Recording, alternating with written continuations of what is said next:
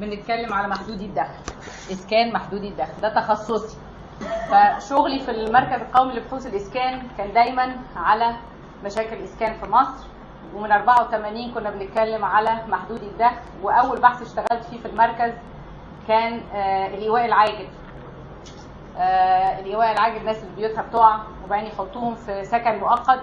وزورنا مناطق كتير طبعا. انا وانا صغيره بقى كنت بروح كل الميداني اللي ممكن اروحه، برمي نفسي يعني في الابحاث. فاتعلمت الحمد لله. كان ليا تجارب ان انا شفت كتير، وبعدين ابتديت افهم ان العماره والعمران ما هواش بس اللي اتعلمناه في الكليه، ما هواش بس هنبني ازاي. لازم نفهم الناس محتاجه ايه، وبعدين لازم نفهم هم يعني في بروسس، في عمليه اسكان اكتر، في معيشه، واحنا كمتدخلين فيها بنتدخل ونعمل حاجه ايا كانت الحاجه دي.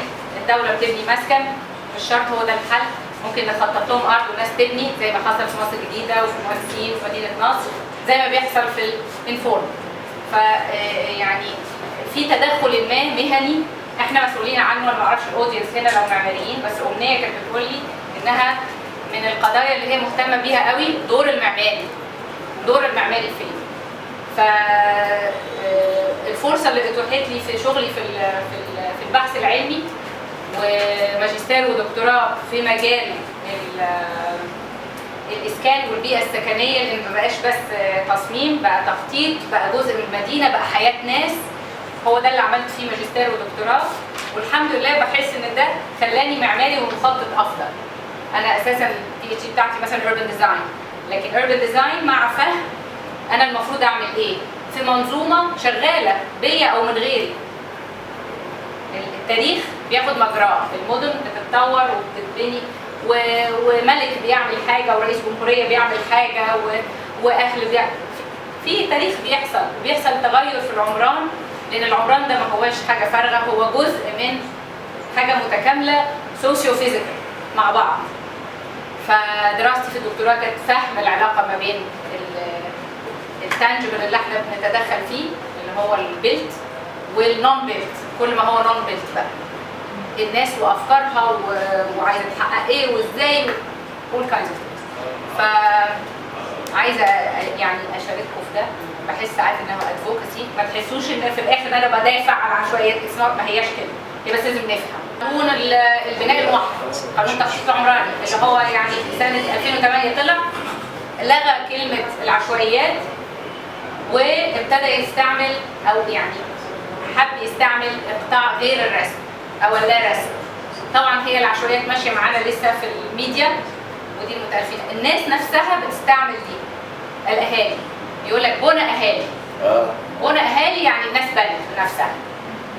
المهندسين بنى اهالي برضه، بس في تنظيم، وهم في تنظيم عرفي وليس في تنظيم قانوني، بس ده الفرق. فالعشوائيات تعرفها او القطاع غير الرسمي او الاهلي هو افضل اختيار.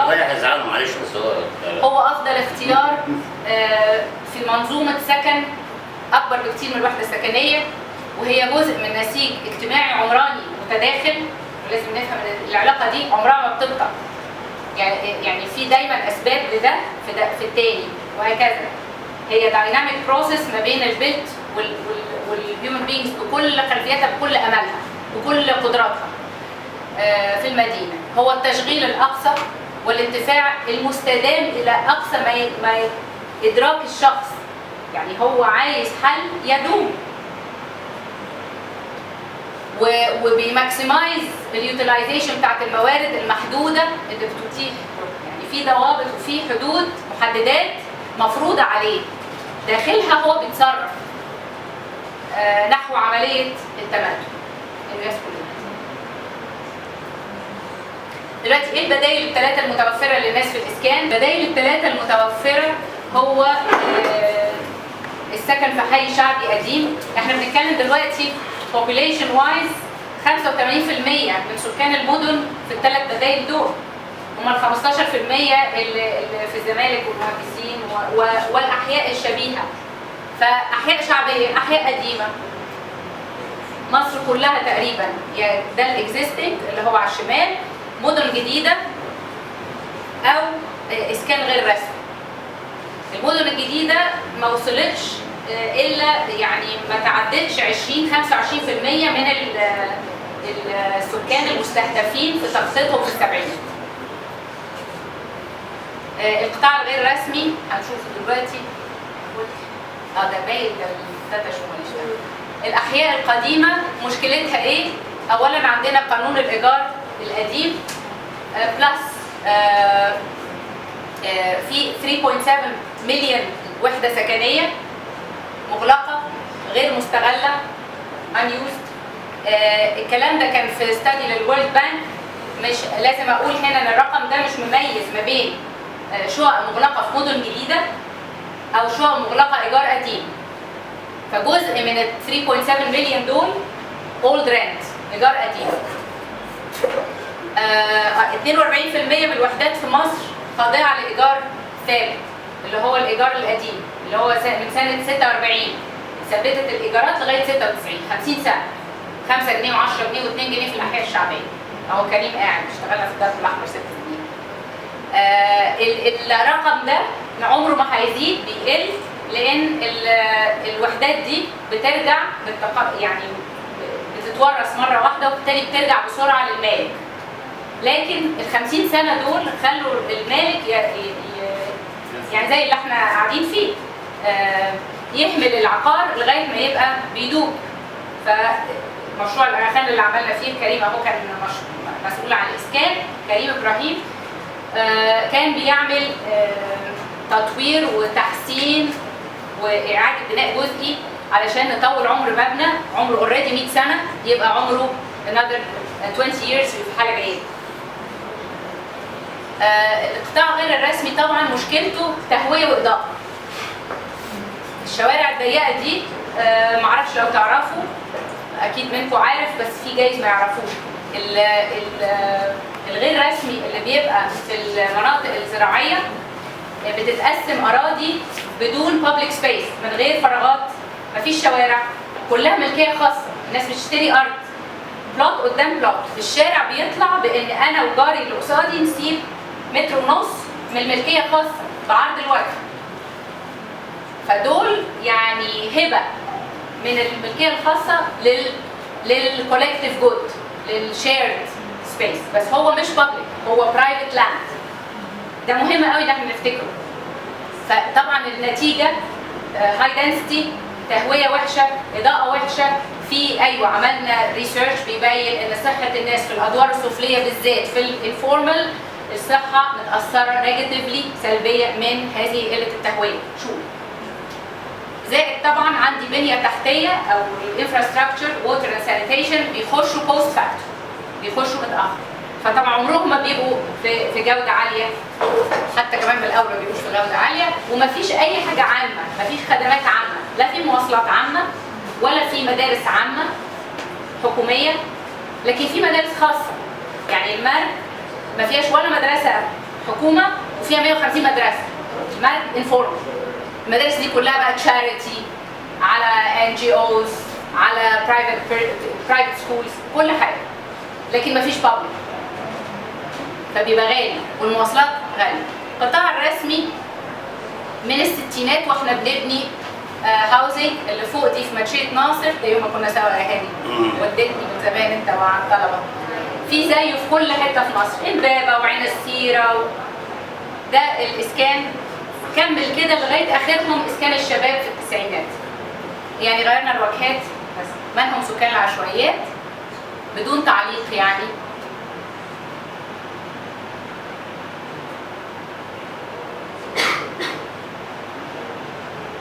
هم زملائنا في الشغل، هم كل واحد ماشي في الشارع ملكيه العربيات 10% زي الاحياء الشعبيه. فاللي بيستعمل المواصلات العامه غالبا ساكن في انفورمال اريا. الطلبه بتوعي لما قلت لهم روحوا اسالوا راندوملي كده عشوائيا، اسالوا 3 انفار في اي حته، ما حددتش ساكن فين وشغله فين، وارسموه على جوجل ماب بس. اساينمنت هاوزنج 57 طالب، كل واحد جاب 3، العينه العشوائيه طلعت 100% ساكنين في الانفورم. 100% من اول بائع جائل لغايه كابل الاثنين متخرجين من الجامعه. كله كان انفورم. What informal areas are not؟ هي ما هياش عشوائيه النسق. لا اجتماعيا ولا يعني لا اجتماعيا هي سمك لبن تمر هندي، ولا هي في التخطيط بتاعها، ولا في السكن بتاعها، في الديزاين بتاع الشقق بتاعها عشوائيه. ما فيهاش كيوس خالص. هي فيها انساق، فيها باترنز قويه جدا.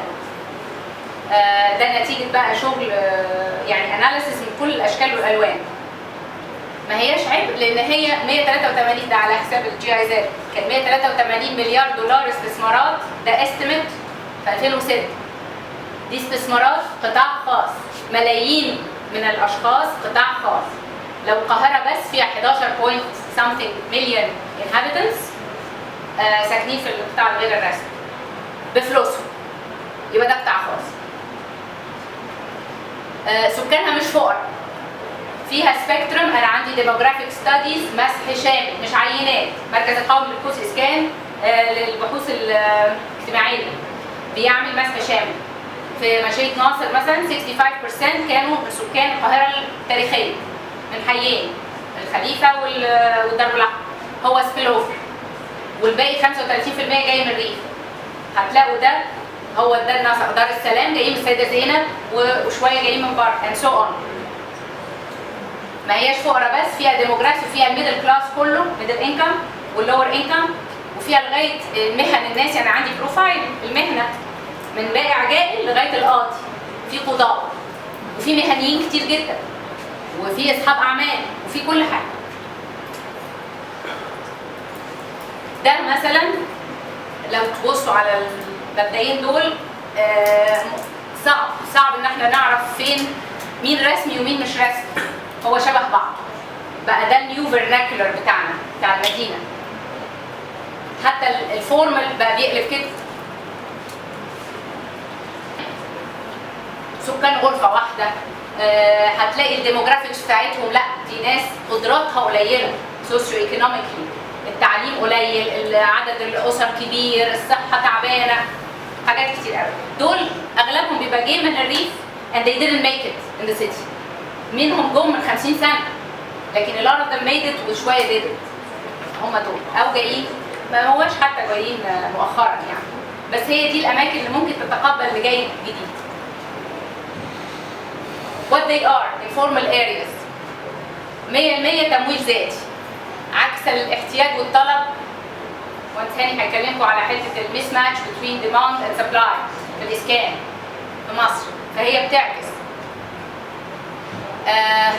نمو مرحلي تدريجي، وده مناسب للناس عموما.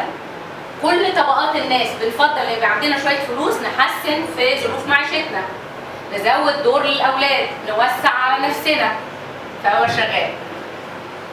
كتله عمرانيه متضامنه كومباكت سيتي. هتلاقوا ان دي كلها characteristics of the sustainable city.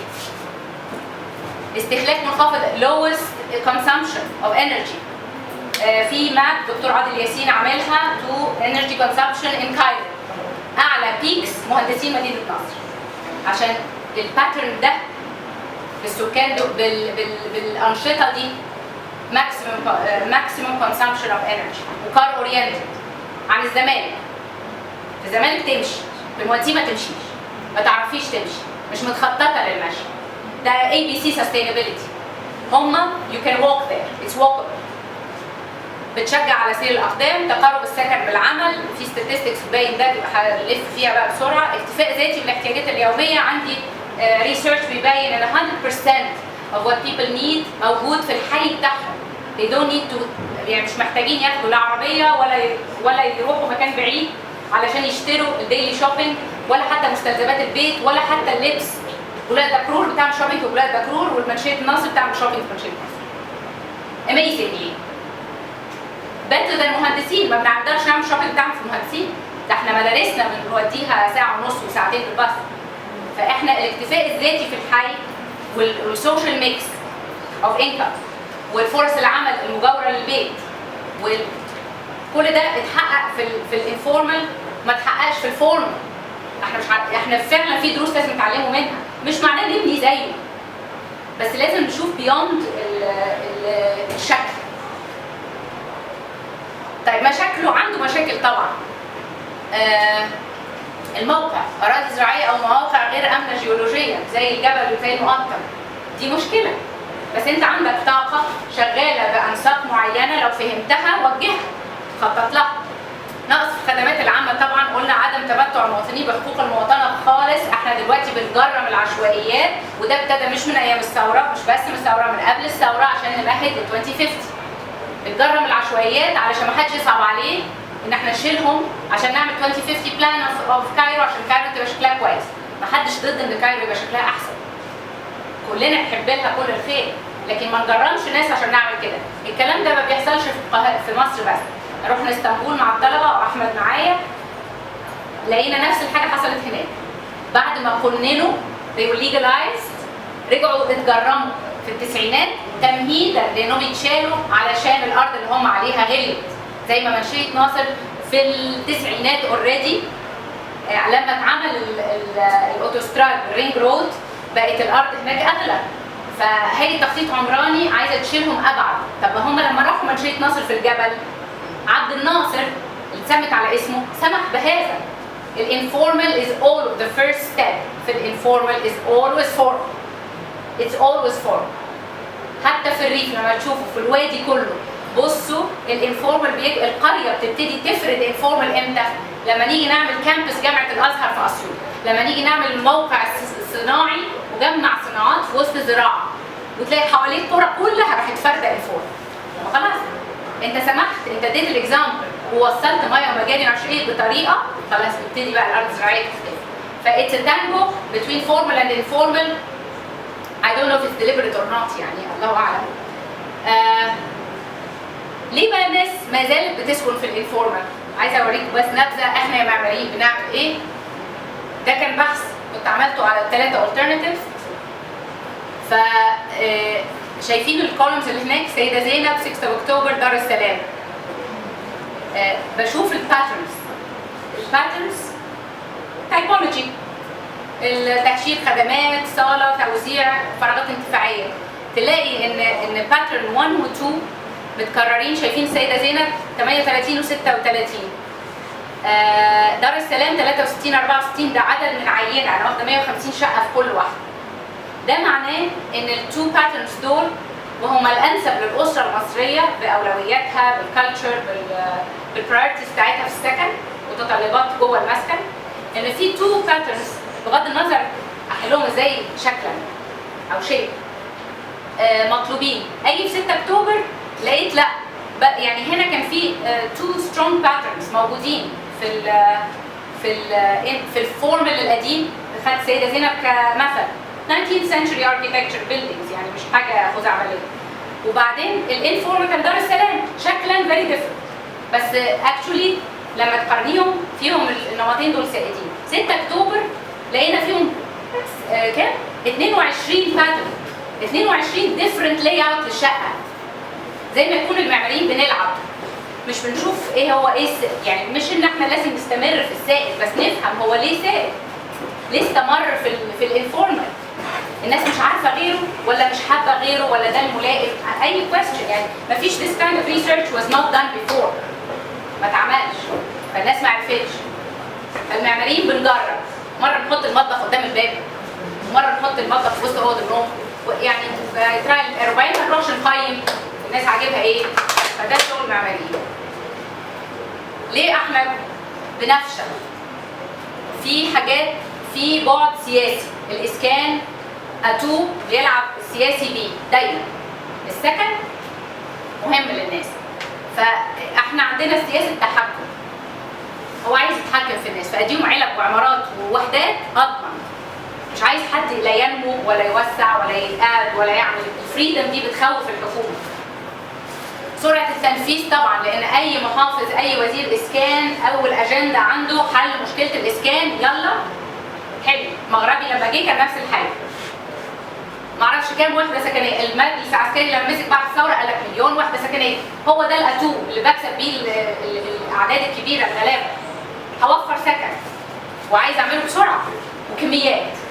مش مهم بقى يروح للناس صح ما يروحش للناس صح، ابني بيتك والكلام ده التاجر فيه قد كده، بتوع انتاج الاعلامي بيستعملوه مخازن للهدوم، يعني كل ده ما لناش دعوه بيه. المهنيين والمتخصصين وده يعنيني جدا، انا اتهمنا ان احنا ساهمنا في هذه المشكله، لان السايت بلاننج بتاع شويه عمارات وقعت من السما كده بالهليكوبتر لي اوت، وهي واحده عماره واحده اصممها، واحنا المركز عندنا شاركنا في ده والحمد لله ما شاركتش، يعني جت من ربنا سترها معايا.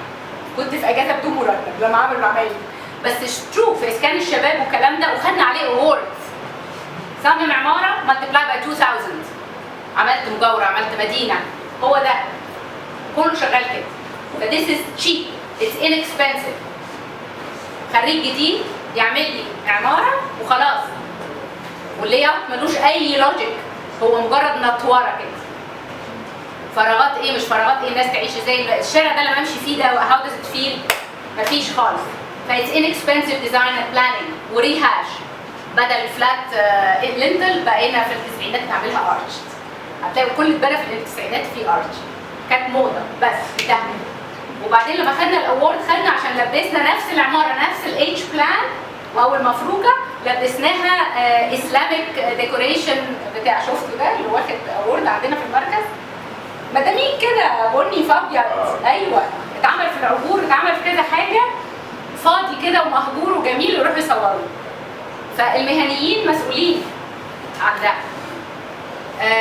مفيش بقى قابل للمعيشه، في حيويه في المكان، از ات ليفبل از ات نوت ليفبل، ما عندناش اساسا معايير عشان نقيم بيها، ولا حد بيهتم يروح بعد كده يشوف راحه الفئات دي ولا مين اللي عاش فيها. ممكن يبقى مناسب جدا لحد بعربيه يعني لنمط سكن تاني مش للاغلبيه.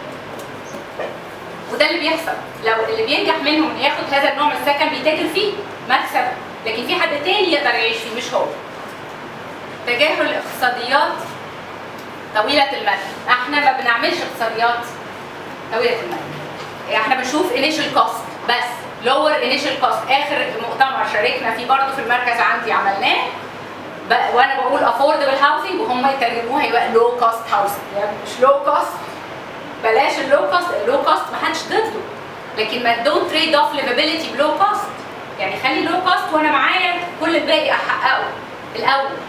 لان البيبل ويل انفست، ومشروع زي مشروع الاغاخان اثبت ان البيبل ويل انفست if they trust ان القرش اللي هيحطوه هيعود عليهم بالفاليو، مش بالفاليو مونيتري مكسب، فاليو في حسن المعيشه. طيب ده الفورمال لما بيبتدي بقى دور ارضي. من المنطقي ان الدور الارضي محدش عايزه، والدور الاخير محدش عايزه، عالي وحر عشان فوقيه سطوح، والارضي بينشع فيه اول ما يحصل سدد المجاري تطفح عنه، ورطوبه وضلمه اكتر. دول ومجروح في الخصوصيه. طب قلنا لوزير الاسكان السابق ده اخر واحد، قلت له طب ادي جنينه للدور الارضي وخلي الاخير يستعمل السطوح زي ما هو حاصل في حتت كتير، مش حاجه عجيبه المعموره كده يعني مش ما افتكستش انا حاجه. الناس بتعمل ده من نفسها بس تبقى غير قانوني. او الدور الارضي على الشوارع الرئيسيه بيقلب تجاري، ده طبيعي جدا بس كله in violation, it's all informed، لكن it is the logical thing. ده 6 اكتوبر هم فتحوا المحلات لانهم محتاجين المحلات ولان الدور الارضي ما يتسكنش. مشكله الاسكان نوعيه وكميه، والنوعيه اكتر. ده لما بنقول بروفايل اوف هاوس هولد، الطلب على الاسكان ده اكزامبل في الدرب الاحمر بس زيه ديموغرافيكس في مكان كتير قوي. ان في اسر 22% اسر صغيره، ده ممكن يبقى 18 ل 22 وات. الافريج اللي هو 5 بيبل زي ما يكون كلنا افريج، زي الراجل بتاع نويفر كده. مشكلتنا ان احنا اركيتكتس بنشتغل على الافريج. حسكوا عينكم حد يشتغل على الافريج، تشتغلوا على رينج، قولوا الرينج ايه. لما قلت في دار السلام الانفورمال بصيت لحجم الشقق، لقيت ان حجم الشقق يتراوح من 47 متر كانت اصغر حاجه، ولا اكتر، لا 57 مش فاكره، اي هاف من 47 ل 155 متر. الشقه. وفي فرايتي طبعا، في النص بيل شيب طبيعي. الرينج بتاع 75 متر ده الاغلبيه اللي هم 60% دول بيدوروا عليه، وعايزينه كام اوضه؟ نقول رينج ونقول برسنتج اوف ايتش عشان نعرف نوفي ده. اوكي. اليو اس اي ستادي 2006 it was about the demand of housing، بتقول لك ان 53% عايز 3 اوض نوم، ال 38 اللي قال لك اوضتين نوم كان علشان هما بيقولوا لهم what do you prefer to get، فالناس بتحط في بالها الافوردابيلتي. يعني didn't ask the question برضه right. Those who want the 2 bedroom they try to split the living على طول، لان they need the 3rd bedroom for او they put the boys to sleep in the living على طول، لان عندك اوضه بنات، اوضه صبيان، اوضه اهل. ده المينيمم ريكوايرد حتى لو كانوا سمول. ما يقولش بقى في مشروع قومي الاسكان ان اصغر اوضه 3 في 3، في حين في انجلاند اتس ليس. يعني ليه بيقول لي 9 متر سكوير روم از ذا مينيمم، في حين انجلترا لا، شوفوا كل الهاوسنج ستاندردز في يوروب المينيمم بتاعها 7. ممكن اعمل اوضه 72 افرشها واعمل لها بلاكار ونيش ثانيه اللي بتعملها كليفر كده ديزاين، ياخد دبل بيد وياخد بلاكار وانتهى البيان. اتس بيدروم، ات فانكشنز. طيب I will go through this very fast. يعني كده في طبعا adaptability في نفس 65 meters designed by designers in 6 of October دي. وهناك سيدة زينب اللي هو 3 enclosures plus اليونت بتاعت الخدمات اللي هي برضو فيها تواليت غير الشاور غير الحوض اللي في الطرقة. all this gives more use value. يعني more use value within القماشه that you can afford اللي هي ال 65 متر. هو المتر بكذا وانت فلوسك قليله. ده في temporal بقى يعني تقسيم زمني في كسب عمل في البيت. انا بشتغل هوم بيست بالانترنت وبالكمبيوتر. ده وارد. many people do other things. في activities at home. a lot of women sell things at home. كل بتاع كوافير شفناهم لسه مؤخرا، كنا بنعمل في شغل جديد بس ما عنديش صور هنا. الشارع السكني اللي ما فيهوش اغراض is very important.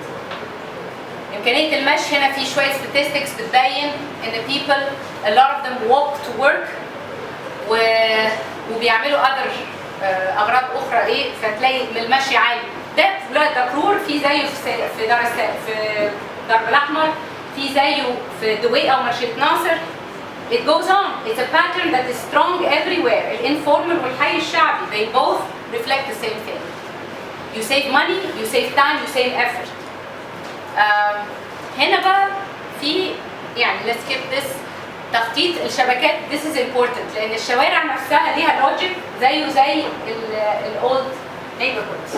إن في الانترنس بوينتس المزلقان، في محطة مترو، في حاجة كده نود كبيرة to connect. وبعدين جوه في شارعين كوميرشال، واحد فيهيكولر كوميرشال وعليه كل الميكروباصات والمواصلات، وواحد pedestrian dominant commercial وده عليه كل الشوبينج اللي اون فوت والسكولز والقهاوي والمستلزمات دي كلها، واللي بينهم كده سكني مور ريستريكت. ده كان شغل عملته للجي اي زد بيبين الانماط اهو. ده عند كوبري ناهيه مدخل، ده الشارع العمومي، ده الشارع البيدستريان دوميننت الغامق، ده كوميرشال. هنا الشارع السكني الليتل بيت اوف كوميرشال اللي هنا ده does not bring the outsider. يعني ده بيقول لك بقالة نواشف، بيبيع بسكوتات وشيبسي للعيال وسجاير ومعرفش ايه، مكواكي، حاجات عبيطه كده صغيره، ما تجيبش الكبير. The same pattern I can do on زمالك. I grew up in زمالك. The same pattern. شارع 26 يوليو وشجرة الدر وحسن صبري were the commercial pedestrian that we used. 26 يوليو كان الفيهيكولر كوميرشال بتاع the whole جزيرة. وكان عليه مواصلات عامة بس ما بتخشش يمين وشمال. وكان الليتل سايد ستريتس فيها only what the residents need. مكواجي ورفة ومعرفش حاجات كهربائي صغير. في 14 حاجة كوميرشال that need to be very close للسكني، والرينج بتاع يعني ده الكالر كودينج هنا بناء على رينج of clientele to make it economically viable. الأحمر اللي هنا ممكن يبقى بيصلح عربيات، في الزمالك you will find him on 26th of July بتاع كاوتش العربيات وبتاع تصليح العربيات والفيول ستيشنز. كل دول it makes sense go and study the type of commercial. عمر ما الجي او بي بي طلبت ده. لما طلبته مني في جاردن سيتي I did it detailed. قعدت يعني I don't do the red commercial والمهشر ده مختلط وحاجات كده. anyways and I have to rush. انا بموته. الشعور بالامان you can measure it by where women go. انا معلش قرأت انجليزي دي مش عارفه بس يعني المهم الستات بتمشي فين في امان، العيال بتلعب فين في امان، فين بتحس انك وصلت البيت. كل دي مؤشرات موجوده في الانفورمال مش في اول سنين تكوينه لان في بلطجه. الانفورمال في الاول لما بيبقاش في ميه ومجاري بيبقى very difficult. people survive it وهو عارفين قصص مرشيه نصر one day over. لما تتعمر بتبقى امن بيبقى في community building. ده اللي فاتت دي في ولاد دكتور. هنا مين اللي بينظف الشارع؟ مين بيرش ميه؟ مين اللي بينظف هنا؟ اصحاب المحلات والاهالي. 16% الحي ده المفروض يعمل الشغل. الناس الاهالي السكان بتدفع فلوس لحد ينظف الشارع اوكيجن. ومفيش هتشوفوا اهو شارع سكني اهو جوه وده بره في ولاد دكتور ده عند السوق. طبعا ده وفي كوان زباله المفروض بقى المدينه تشيل. يعني 80% الشوارع الداخليه كده. هتشوفوا صور ثانيه ليها اهي كل دي شوارع داخليه. المهم ان محدود الدخل بيستثمر ده في الدرب الاحمر وده بيت من اللي بتجدده. بيستثمر لما بيتراست ان اللي هو هيحطه هيعود عليه. ده كانت يعني انا اقنعتهم بالجمله دي من 73,000 جنيه حطوهم هباء فلما شاركوا المشروع they were more useful وحصل الكلام. في برضو دور مهني في الستاندردز. الهاوسنج ستاندردز shouldn't be high وتبقى تعجيزيه ويبقى الاغلب informal. يعني they have to be affordable. في حاجه اسمها كيتشنات، في سمول باثروم، في تهويه ثرو في المباني القديمه بتاعت الهيستوريك ستوك كله ممكن يتهوى باي شافت اتس اوكي لحاجات معينه يعني ريجوليت. الخلاصه ان احنا we have to acknowledge ندرك المقومات والامكانات ان الناس دي شغاله وبتعمل ما هياش بوتنشال، هي فعلا مكسب، هي اسيت بس احنا ما بنعترفش بيه. حتى القانون 2008 لما سالتهم في اي حاجه في قال لك لا عملنا صندوق العشوائيات يستبدل شيل وحط ابنه بداله. طب ما انت ما معكش فلوس تبني بداله، طب شوف الناس تعمل ايه. ال 183 مليار دول اللي حطوهم في السكن وانت قصادهم يا حكومه حطيت 3.2 بليون يو اس دولار في المرافق. ده نقطه في بحر. يعني شارك القطاع الخاص ده. الابقاء على الحلول الفعاله، تحسين اوضاع، تمكين مع التنظيم. الناس هتلتزم ان احنا بنقول احنا كيوتك وما نلتزمش بالقانون. لما نحس ان القانون بينطبق على الكل فيرلي، لما نحس ان لما we abide by the law احنا هنستفيد، then نبقى هتلاقي الاغلبيه بتابايد والشويه اللي does not abide punish. ادي عقاب جامد بس الاول افهم وشارك الناس. فلازم نشارك الناس. طيب ماذا نترك للنمو؟ هنا بس في شويه او ده شارع سكني داخلي برضو. شايفين اللي بيبيعوا دول بيبقوا اهالي بيسترزقوا شويه سويتس شويه خضار شويه واتيفر بس الشارع متنظف ما فيهوش اكوام زباله. ده الشارع اللي هو pedestrian dominant commercial. دي حضانه في دور ارضي. ده شارع ناحيه الميكروباصات دي برايفت. دي عايزه تنظيم ومش اباده لان احنا we don't have the money. في ستريت فيندرز في نيويورك، في ستريت فيندرز في حته بس you have to regulate and you have to regulate rationally. شوف هو بيسترزق فين واعمل له مكان. شوف موقف الميكروباص فين واعمل موقف. مفيش موقف في 6 اكتوبر مفيش موقف. اوكي ده برضه بلاد دارفور. ده في كوريا. السوق برضه شكله زي الاسواق اللي عندنا. ده اللي احنا المفروض نديه. We have to provide this. They cannot do it underground. They cannot dispose. الكوم الزباله الكبير ما ينفعش يشيلوه لكن يقدروا يطلعوه كله من شوارع صغيره ويحطوه بره. الحكومه بقى لازم تبارتنر. ده واحد بيستثمر في ملكه. ده في الدرب الاحمر. يعني عمل بيته وعمل بيته actually ديزاين جميل بس I don't have time to share it with you. This is in Turkey up there. وده الدرب الاحمر بس هي الفكره ان احنا we want to control. we partner. الحكومه بتبارتنر البيج برايفت انفستور بتبارتنر احمد بهجت، بتبارتنر ويفر، اوراسكوم to provide housing، فيعملوا حاجه كده. نفس الحاجه في تركي. لكن it doesn't partner الملايين اللي عندهم استثمارات صغيره، في حين ان ساوث امريكا عملت كده وناجح وات وركس.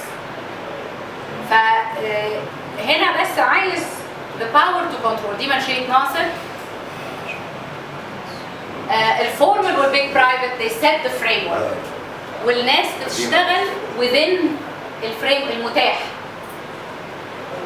ويعني المطلوب المسكن ما هواش وحده سكنيه، منظومه من الانشطه. الاحتياجات لازم نفهم اولويات الناس، مش نعمل اللي هم بيعملوه. Participatory design is not about doing what they say they want. It's about understanding why they want it. هم عايزين حاجه ليه؟ ونحقق لهم ليه، لكن ممكن باساليب افضل. ده دورك بقى، انت هتضيف، انت مش هتروح تقول له حبيبي زي ما انت بتبني، لا. هو عايز your knowledge. You have to في exchange of knowledge، بس equal respect للknowledge. They have knowledge, we have knowledge. How can we as professionals ان احنا نشاركهم او نبقى يعني partners معاهم. والليفابيلتي، القابليه المعيشه في مكان ما هواش عامل اقتصادي بس. 10 من رمضان وفور لهم جوبز، الناس ما عرفتش تعيش وبقى في هجره عكسيه. It's not just a job. لما ادي مساكن في هرم سيتي it's not just a second. لازم يبقى في منظومه